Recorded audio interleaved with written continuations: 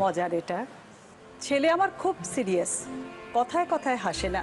জানেন দাদা, আমার ছেলের বাংলাটা ঠিক আসে না। ইংলিশেও রাইমস বলে, ডিবেট করে, পড়াও চলে। আমার ছেলে খুব পজিটিভ, অলিক স্বপ্নে ভাসে না।